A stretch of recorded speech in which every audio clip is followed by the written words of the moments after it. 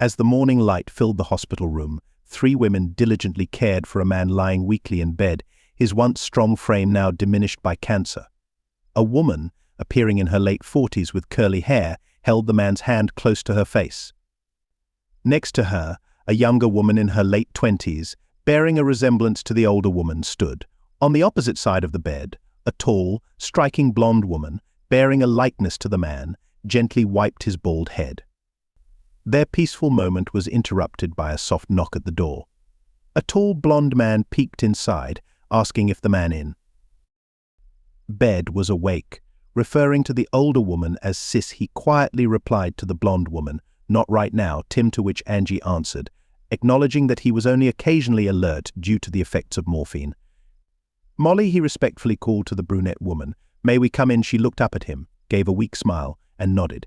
He moved aside as an attractive woman in her early 50s, with long hair that mixed blonde and silver gracefully flowing over her shoulders, entered carefully. Despite her years, she retained a youthful physique that was envied by younger women. "Molly," she greeted softly. Angie got up, looked at Molly, who smiled reassuringly, and nodded. The young blonde then addressed the newcomer. "I suppose you can sit here, Mum." "Thank you," Angie said. What ensued was a figurative chess game, where each move elicited a reaction, and every approach to the king triggered a defensive reaction. Eventually, tranquility returned to the room. Gwen now faced Molly and her daughter Jessica, while Angie took a seat in one corner and Tim in another. When the kids mentioned Joe would be spending his last days at home, "I felt it necessary to come," she declared. "It was the appropriate thing to do," Molly replied wearily, adding that she and Joe had opted against having visitors once at home. "So I'm glad you're here now," she concluded. He softly groaned, his eyes slowly opening. Eyes that hadn't seen each other in more than 10 years now met. "Gwen," he whispered faintly. "I'm here," Joe, she replied quietly. "Where's Molly?" "Right here, darling," his wife answered softly, caressing his hand. He gave a feeble smile as he gazed into her soft brown eyes. Taking in everyone in the room, he joked, "We are gathered here today," eliciting a few light laughs. Closing his eyes, he sighed deeply and coughed lightly. Addressing his former wife, he said quietly, "All right, Gwen, go ahead." "I might fall asleep. I'm finding it hard to keep awake, I understand." Joe, Gwen responded, "I'll be brief, and it's all right if you doze off." "Most of what I have to say is meant for our children anyway," he nodded, and she took a deep breath. "Joe, I just needed to say goodbye." "I did say that 10 years ago, I know," she added, her voice quivering a bit. "I remember, but learning you were close to death made me realize I still had things to say to you."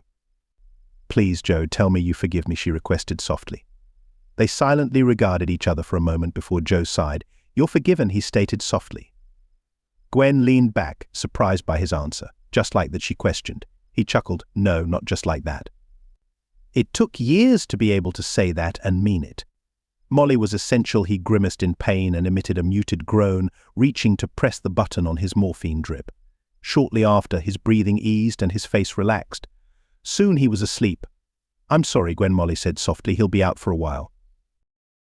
"I know it might not have been what you expected," but Gwen shook her head. Actually, it was more than she had hoped for. She could only dream about him offering his forgiveness to her. "I know I owe you thanks for that." "No," Molly replied quietly, shaking her head. "I could never convince Joe to agree to something he truly dislikes. True, he'll do things for me he'd rather not, but never something he didn't believe was right. While I'm still thankful he met someone like you after I lost his love, you did." "Lose his love," Mother Angie sharply retorted. "You threw it away." "I know," Angie, Gwen replied sadly, "and that's something I'll always regret." "You have regrets too, don't you?" Angie scoffed and then sat quietly, her lips pressed together, looking as if she had tasted something bitter. "Darling, we all have regrets, actions we wish we hadn't taken, or outcomes we'd hoped would have been different. Some of these circumstances were out of our hands, while others we brought upon ourselves. My greatest regret is that during those months I lost control of myself." "Don't make excuses," Angie retorted sharply. "No, I'm not absolving myself of responsibility, merely noting that my judgment was deeply flawed at that time. There were numerous developments that I suspect neither you nor Tim were aware of. Your father and I never disclosed to you the full extent of what happened. Joe chose not to because he felt I had betrayed him, not you guys since you had already moved out. I kept it from you because, frankly, it would have made you hate me even more than you possibly already do. I don't hate you, Mum, Angie stated resolutely. I hate what you did, not who you are. However, I cannot stay quiet when someone attempts to downplay the impact of your actions, Angie. Tim, please understand, I didn't realize the extent of pain my actions would cause, their mother elaborated. Tim, remaining composed, asked, how could you not realize, Mum? Your affair with Dad was bound to wound him. He centered his life around our family, their mother agreed. You're right, I failed to see that my actions were wrong and I ignored their potential effects. Once I thought about it, I understood I was jeopardizing our marriage. Regrettably, this insight came only after I became involved in the affair. Throughout the divorce, everyone wondered why I had committed such a terrible act. I wish I had a better explanation than the weak justifications I used back then. I have spent a decade reflecting on my choices, and I believe I now comprehend what happened. This is not an excuse, she insisted, looking firmly at her daughter, but merely an account of how it unfolded. Until now, I have avoided admitting the reasons because they show how selfish and shallow I was. In short, multiple circumstances converged that presented me the opportunity to cheat on Joe, and I naively and recklessly took advantage of it, Molly told Gwen gently. You're an incredibly beautiful woman. Surely you've had numerous opportunities to stray during your years together. Gwen smiled slightly at her ex-husband's wife. Thank you, and yes, I had many opportunities, but none like this one. After Joe took on a major contract that involved travel, it hit me harder than I anticipated. He did this to finance Angie and Tim's college education, and we agreed it would be only for 6 months, but it affected me more deeply than I had expected. Earlier in our marriage, when he traveled, the kids were there to support me. With both of them in college, I found myself alone. Feeling old and isolated, a charming younger man at work began showing interest in me. I was aware that Douglas was only interested in a physical relationship, yet receiving attention from a rising star in the corporate world was immensely flattering. Angie grimaced as Tim's expression of hurt was plainly visible. Gwen quickly continued, as I've said. She explained calmly while looking at her children, I was vain and self-absorbed. I know this doesn't excuse my behavior, but I hope you'll understand why it happened. I want you to know that there was nothing your father did or failed to do. It was my insecurities and then my vanity that opened the door slightly. I never stopped loving him, even during the affair. How can you say that? Mum, Angie scoffed. You were with another man. I know you may not believe it, but it's true. The problem wasn't that my love for your father waned, it didn't. The problem was I loved myself more during that time. I let my unhappiness justify my infidelity and the breaking of our marital vows. After 4 months, I regained my senses and ended the affair, but the seeds of destruction had already been planted.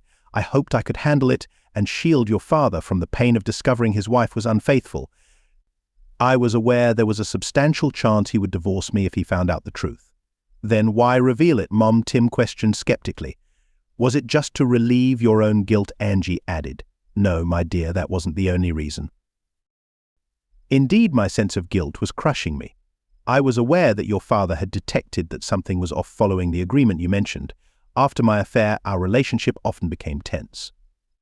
I realized that it was only a matter of time before I would have to confess to him. Yet, fate stepped in and accelerated that process.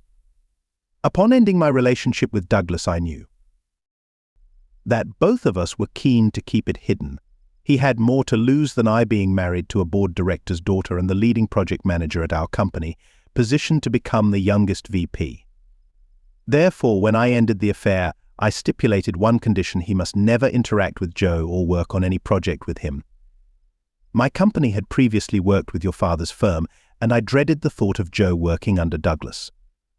Douglas would always hold the secret of our intimacy, potentially leveraging it against your father. I couldn't allow him to disrespect Joe. It might seem minor, especially considering how I had wronged your father during that time. Naturally, Douglas agreed.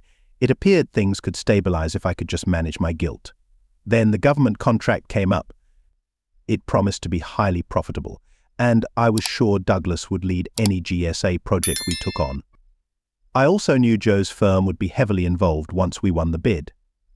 My fears were realized. It was announced Joe would lead the engineering team, crucial to the project, and inevitably he would report to Douglas. I confronted Douglas, reminding him of our agreement, but he brushed it aside, stating business was business and refused to step back. I doubt. He believed I would enforce my warning. He was wrong. Gwen stopped, taking a deep breath, her tears mirroring the agony the memories caused. Your father received my confession as I had expected. He sat unemotionally and asked several pointed questions. I could tell he was gathering information necessary to make a decision. When I saw a tear slowly roll down his cheek, I realized things would not go well for us. The next day he left the team. I'm uncertain if he was trying to act honorably to protect his company's interests, or if he anticipated what would happen after his departure. Either way, it ended badly for your father, being a key member of the team. So when he decided to leave, it caught the attention of important people in both our companies. As they started asking questions, their colleagues began looking for answers. It didn't take long to uncover Douglas's role in my dilemma. That's when the dreadful nightmares I'd had for the last year turned into reality, as I had dreaded. Money overrode Douglas's position, and he was removed from the project. Yet this turned out to be advantageous for Joe and his company. The scandal led my superiors to increase the compensation they offered his firm, and as a result, he advanced. Douglas and I were not so lucky. Why would you have thought otherwise? Tim asked sharply. I didn't, darling, Gwyn answered softly. Not even then. The remorse of her admission was plainly visible on her usually lovely face. Clearly she had been carrying this weight for many years. What I could never have foreseen was how much worse things were going to get. Douglas and I both tried to find new jobs, only to realize we had been effectively blacklisted. It appears Douglas's father-in-law took the disgrace his family and daughter suffered very personally. Douglas was then relegated to the least appealing projects in some of the most underdeveloped countries. After years of transferring from one unfavorable location to another, he eventually resigned. He granted his wife a divorce and left with nothing. The last I knew, he was selling insurance in Detroit. Since he was above me in the corporate ladder, he remained one of my managers. I believe the company promoted me because they feared a lawsuit. They relegated me to an office that never sees daylight. I suppose I should not complain. The pay is fair, but my career is essentially over. She paused and surveyed the room, gauging the reaction to her story. Jessica appeared tense and clearly upset by how her stepfather had been treated. Molly seemed worried and cautious. It was evident she was already aware of much of the story. The expressions of Tim and Angie made her hesitate. Their pain and disappointment looked overwhelming. Gradually, she collected herself and continued. If I thought the situation at work was dire, the home environment was completely disastrous. My marriage was falling apart, and there was nothing I could do to stop it. Joe and I had numerous conversations following the initiation of the divorce. I continuously expressed remorse, admitting that the fault was mine, not his, for the destruction of our great marriage. He countered, claiming if it were truly great, it would have prevented me from straying towards Douglas. His words stung, and while I grasped his bitterness, it still hurt. Joe then questioned my reasons for infidelity. I offered nothing but a string of excuses. Subsequently, he cut off all communication with me. Initially, I felt rage and exasperation. I was distressed about causing such chaos and annoyed that Joe wasn't trying to repair our relationship. "Oh, please, Mother," Angie rebuked. Angie asked Gwyn if she would have reconciled and fought for their marriage had her husband been disloyal. Gwyn slowly and sorrowfully nodded no, admitting she would have been much more furious and aimed to hurt him more than he had hurt her. Then Angie, Gwyn's daughter, voiced her disappointment, not because she didn't comprehend her father's response. She didn't fault him. She was distressed because she saw their 2-decade marriage disintegrating. She acknowledged her culpability in its downfall, yet was vexed that she couldn't avert it. Only Joe, her ex-husband, had the power to salvage it, but he opted not to. Gwyn realized that if he had truly intended to inflict pain, he would have reconciled with her. Several onlookers murmured in shock. "You've always had a knack for words, haven't you, Mother?" Angie mocked. "That's not what I meant, and you know it." Angie, tears starting to brim, questioned. "What did you mean, Mom?" Tim asked gently from behind her. I would have done anything to demonstrate to your father how sorry I was for tearing us apart. I would have degraded myself in ways that would have embarrassed even an antiquated Tiana 304 if it could have led him to love me again. But I knew the night I confessed my affair that it was impossible. Even amidst my sobbing, I could see the deep hurt I inflicted on the man I professed to love. I swear I witnessed his love for me die right then and there. Our marriage ended at that moment. I saw it in his gaze. He needed to move on. Mum Tim spoke tenderly. We all moved on. Yes, I'm aware. I also realize I'm still confronting some challenges in that regard. You kids have been incredibly supportive to me in those moments. Oh, I know you were initially angry at me. No, furious would be more accurate. You had every reason to be, yet you didn't forsake me. I couldn't have borne that. I'm grateful Joe didn't turn you against me. Dad would have never done that, Tim said calmly. No, Gwen responded, shaking her head. No, that wouldn't have been his way. She gave a sorrowful smile to her son and then looked towards Molly. Did you know I prayed that somehow, some way I could mend my marriage? I implored God to change Joe's heart and mind and grant me another chance. I know I didn't merit it, but it's what I longed for. I clung to that hope for over a year. Then Angie informed me he'd begun dating you seriously, Molly. That was when I accepted my prayers were futile. It wasn't until after you two married that I genuinely began to move on. I started dating again, and that was when I understood the magnitude of the marriage I had ruined. We had something exceptional, but I had forgotten its significance. Yet, I was reminded when I began dating anew. Indeed, I was reminded. I dated quite a bit, but it always ended the same way. I would start comparing them to Joe, and it wouldn't last long after that. There's a unique intimacy between lovers that develops over time. Only someone who has been intimate with you multiple times can discern whether to engage passionately and intensely or whether mere gentle touches and a soft kiss will suffice. It's humbling to realize that just because you desire your partner to know these nuances, it won't happen.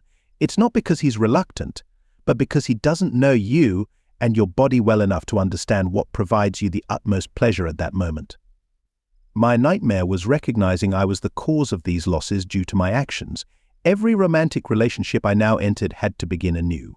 True, there were a few relationships that seemed hopeful over the years. 2 even led to marriage proposals, but I rejected both. Why, Molly inquired, concern evident on her face. Tell me, why didn't I say yes? Gwen sighed deeply. Well, it's somewhat complex. One motive was that I was still in love with my former husband. Mother Angie reproached Gwen again. No, Gwen retorted sharply. You can't inform me of something I'm already acutely aware of. There's nothing new you can say that I haven't already heard or told myself many times over. None of you have the authority to control my emotions. I love your father, and that's never going to change. I understand it doesn't solve anything, but I will forever carry guilt for my actions. I'm attempting to accept these emotions and somehow move ahead. I've seen some improvement, yet in other aspects I continue to struggle. Angie, my dear, Molly murmured, trying to ease the strain. It's fine. I'm not jealous. I realize how much your dad loves me. Gwen grimaced slightly. I know that as well, Molly insisted, steadying herself. That's the reason I felt bold enough to make that remark. I'm sure his love for you is enduring. I admit I'm jealous of that, yet it was my decision. Please me. I don't want anyone to think my feelings for Joe were why I turned down those proposals. It's more intricate than that. Just like everyone else, I question if I truly loved my husband as I professed. How could I betray him in this way? I wish I had an explanation that I could live with. Therefore, I compared my feelings for my potential partners to my feelings for Joe, and since my emotions for each were not as strong as for him, I encountered a conflict. If I couldn't be faithful to Joe, how could I pledge fidelity to any of them? I cared enough about them to refuse each offer. At that time, it was the right choice, as it wouldn't have been fair to them. Thank you. But please, Molly responded, her face etched with concern, don't depict me as a saint. I have my regrets too, Gwen, notably about my initial marriage, but one particularly about Joe.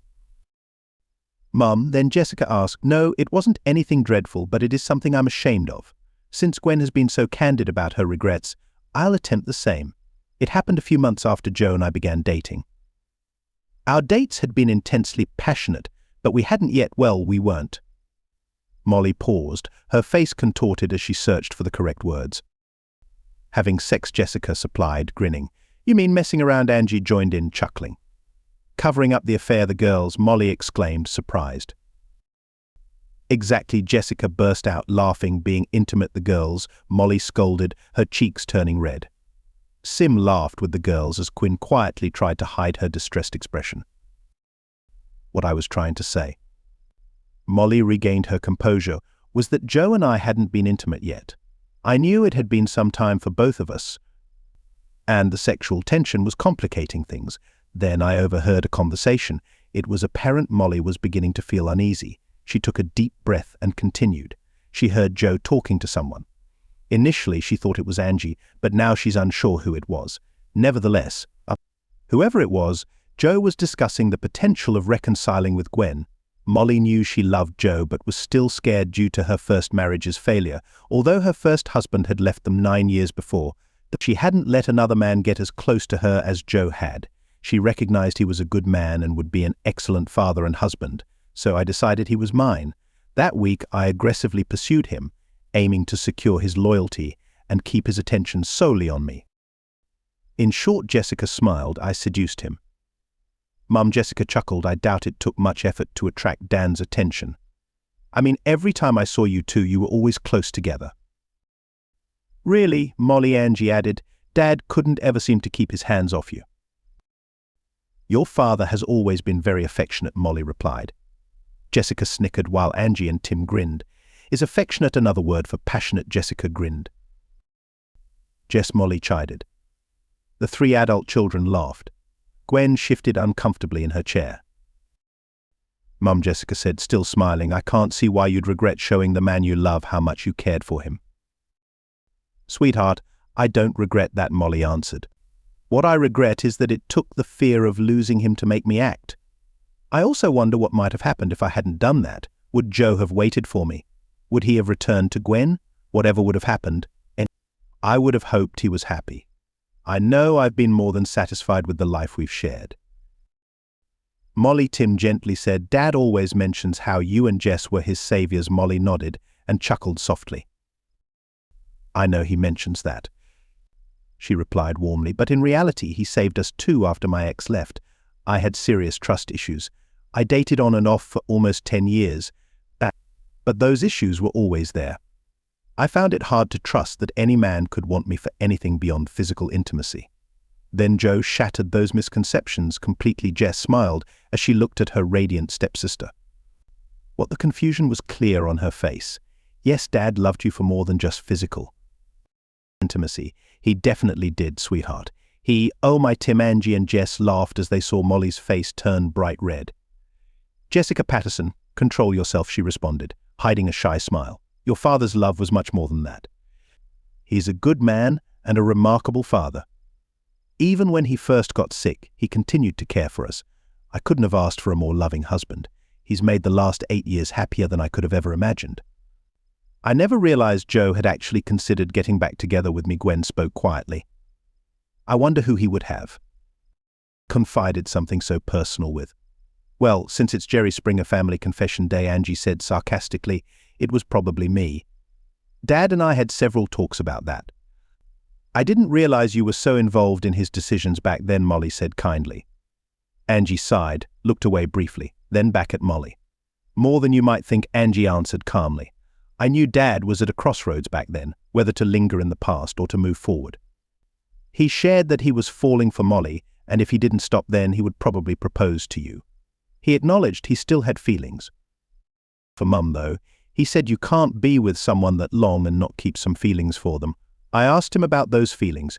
He said that where once they were almost purely love, they now mixed love with resentment, anger and bitterness, exhaustion and despair. He was conflicted about whether to go back and try to work through those feelings or to start fresh. Naturally, since I was trying to set him up with Molly, I pushed him towards that. He attempted to date other women, Gwen stated sadly. I didn't realize you disliked me that much, Mum.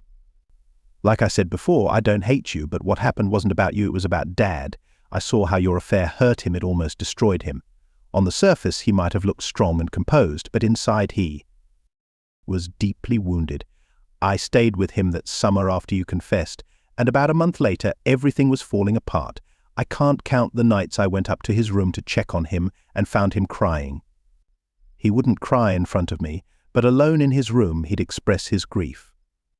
I'd sit silently outside his door in the hallway and cry with him. Tears appeared in Gwen's eyes as she slowly shook her head.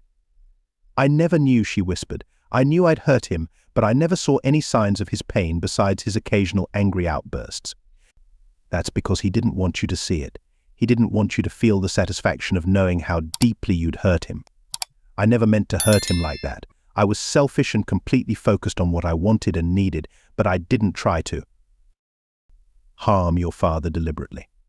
Whether you did it intentionally or just through your thoughtlessness doesn't really matter, Mum. The fact is you did it. So, when faced with the choice of returning to a wife who had betrayed him and ruined years of happy memories, or starting fresh with a woman who loved him and would never betray him, I supported the latter. We all know it would have taken months or even years to resolve the trust issues just to get to a point where he could start to feel relaxed and happy again with you, Mum.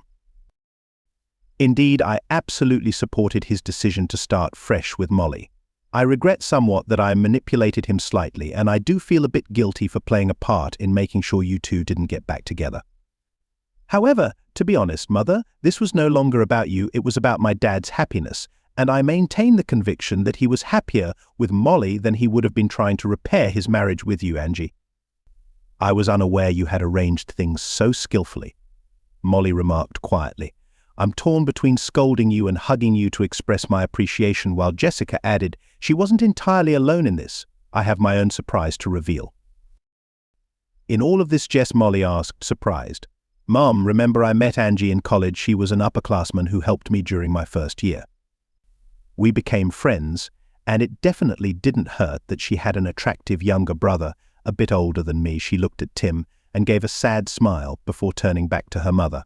I was still living at home, and Angie came over a few times. I could tell she was watching you closely. When I asked her about it, she shared her belief that you and her dad would be an ideal match. I was about to move to campus the next year, and was worried about you being on your own. That was probably when we plotted to bring you two together to see if there was a spark. I had gone out with Tim a couple of times before Angie invited me to stay. At their house for the weekend. When I met Joe, for the first time, I instantly fell for him. Angie laughed. She fell for him nearly as quickly as you did, Molly. Angie chuckled. Jessica responded, grinning. I fell for him a whole week faster than my mum did. It took her that long to wrap her head around and admit that she loved him too. Jess, watch your language, Molly cautioned, then let a small grin show. Jessica playfully stuck out her tongue at her mum and grinned innocently. Anyway, since I was smitten, we began planning how to bring you two together. Angie suggested inviting both of you and me for a weekend visit. I regret to say the excuse we used to justify our plan was that I was really into Tim and wanted my mom to meet him. Jessica turned to Tim. I'm sorry, Tim, I think I never truly apologized for leading you to believe I was more committed to us than I actually was. You were a great guy when we were together, and I was certainly interested in you, but I wasn't in love with you, I understand, Tim interrupted. It was confusing at first. I cared about you more than you did about me. But that initial visit to my place was unexpected. Then, after seeing you with my dad, I was even more baffled. I won't say it didn't hurt my pride that my girlfriend seemed more taken with my dad than with me, but after your next visit with your mum, it finally made sense. Until then, I worried I had fallen for a girl with serious father issues. Well, Jessica chuckled. I suppose in a way I did. It's not common for a 19-year-old to change her last name when her mother remarries, even though we never lived together. He has been more of a father to me than any other man ever has. Tim smiled. After watching your mum and seeing Dad's reaction to both her and you, it became very clear. I had forgotten how much time had passed since I last saw him so joyful and laughing. The room grew quiet, filled with both reminiscent smiles and painful regrets. Well, Tim said softly, as everyone else has admitted to some deep, secret confession. I think it's my turn with everyone's attention on him. Tim cleared his throat. I just wanted to let everyone know that you might read something in the newspapers next week that could upset you, and yes, it's true. I am a lost Kardashian sister and I've just got engaged to Caitlyn Marie Jenner. Hey ho, Angie laughed. The room burst into sporadic laughter, a stark contrast to the mood before. Just like his father, both Gwen and Molly exclaimed simultaneously. The two women exchanged looks of surprise before Tim chimed in once more. "Thank you," he beamed. Receiving such a kind compliment means a lot. The gentle laughter in the room slowly died down, leaving a palpable, uncomfortable silence. Then Gwyn rose elegantly. "Molly," she began, her voice tinged with a faint, melancholic smile, "thank you once more for allowing me to join today. I'm still in the process of moving forward. Attending this event was an important milestone for me. Thank you for facilitating it." "It's my pleasure, Gwyn, and I hope you keep progressing and experience a beautiful life." This initiative was largely Joe's, though we both thought it might lead to something positive. Without his agreement, I wouldn't have approved it.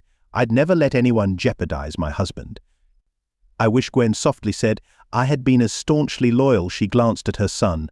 "Tim, could you drive me back to my hotel?" He nodded, gathering his things. Gwyn cast a final glance at the frail figure sleeping in the bed. "Molly, do let Joe know he and your family, including Jessica, are in my thoughts and prayers, certainly, and thanks," Gwen responded, then slowly walked out of the room. Once. Outside, tears streamed down her cheeks, and she sobbed quietly. She realized it was her last chance to see the love of her life while he was still alive. 2.5 weeks later, Joseph Randall Patterson, 53, passed away. He died serenely in his sleep at home, surrounded by his family. The funeral was both mournful and consoling. Molly sat flanked by Jessica and Angie in the front row, with Gwen, surprisingly to some, also in the front row between Angie and Tim. Following the ceremony, friends and family offered their condolences and then moved to the family gathering. Standing beside Molly near the limousines, all 3 adult children were present. Molly. Angie spoke gently. "I want to express my gratitude again. I never imagined I'd see Dad smile post-divorce, but you brought joy back into his life. You showed him he was capable of love again, and it's undeniable that he cherished both of you." Molly softly clasped her hand. "Always remember his love for you and Tim. He was immensely proud of both of you." We realized Tim responded with a melancholic smile. "But divorces are hard on everyone, even." Though Angie and I were already on our own, their separation affected us deeply. We tried to support Dad because he was hurt and angry, yet we couldn't be there every day. We are immensely grateful that he met you, and Angie and I also appreciate how you've cared for Mum lately. You've allowed her to say goodbye to Dad and be part of today's tribute. Few would have let an ex-spouse do that. Oh, your father and I knew how much it meant, not just for Angie and you, but also for your mother. It means more than you might realize," Angie added softly. "When Dad fell for you, it gave him a new lease on life, yet Mum has struggled to move forward. Hopefully by letting her have this farewell, you and Dad have helped Molly. You didn't just give my father a new beginning, perhaps you've also given my mother a chance to start over. Your father and I love you both so much." Molly started, her voice breaking. "I love you both," she managed, fighting back tears as she leaned on the limousine, crying. "I will really miss him," she continued to cry. Tim stepped forward and held her close as she sobbed into his chest. The 2 younger women embraced as they watched Molly grieve her profound loss. Slowly, Molly calmed, and they all turned their attention to a woman kneeling by the grave, deeply engrossed in her grief, softly crying as she touched the cold marble and spoke to her deceased husband. Angie and Tim quietly came up and stood beside their mother. "Mum," Angie said softly, "it's time to leave." She's sitting right next to me. "Forgive any omissions in advance, everyone." Do I currently understand what actions to take? I've been in a relationship with this woman for approximately 8 months, during which she has primarily resided at my place, complete with her clothing, toothbrush, the entire arrangement. Recently, a man I recognized as her former boyfriend contacted me inquiring whether I was involved with her. I responded affirmatively, asking, "Yes, what's going on?" He started detailing how she had wronged him and was misleading everyone. I didn't disregard his claims, instead requesting proof. He provided some weak evidence that I could easily challenge. Consequently, I pressed him for more convincing evidence, yet he excused his inadequate technology and suggested meeting face to face. That idea seemed imprudent, so I chose to wait and act as if he had said nothing. It didn't seem worth the trouble to worry about a defeated person. After a day without any proof, I told him, "Look, I'm not upset. Just stop disturbing us nonetheless." He persisted, claiming she was dishonest, alleging she says we aren't a couple and that they had been physically close. He mentioned I possess video but was too frightened to display it due to its nature, thus I called him, stating, "Look, I view adult content I have no interest in." Seeing your private footage, ultimately, he forwarded me security footage stills from a camera in his home. They were indeed still images, yet unmistakably her from 5 days earlier. I'm really just attempting to inform someone. This is my initial time seeking advice here, and I am looking for recommendations. I'm not inciting a severe reaction, merely seeking some direction. Honestly, I'm not deeply troubled, as there were indicators that I overlooked, yet I noted them, so I had somewhat anticipated this. It just lacked confirmation and didn't want to appear overly suspicious. Thank you for tuning into this episode of Cheating Tales. If these narratives moved you, please press that subscribe button and activate the notification bell so you won't miss our next emotional exploration of relationships. Your support is genuinely appreciated, and we're thrilled to continue bringing these enthralling stories to you. Until our next encounter, bear in mind that every relationship unfolds its own story. See you soon.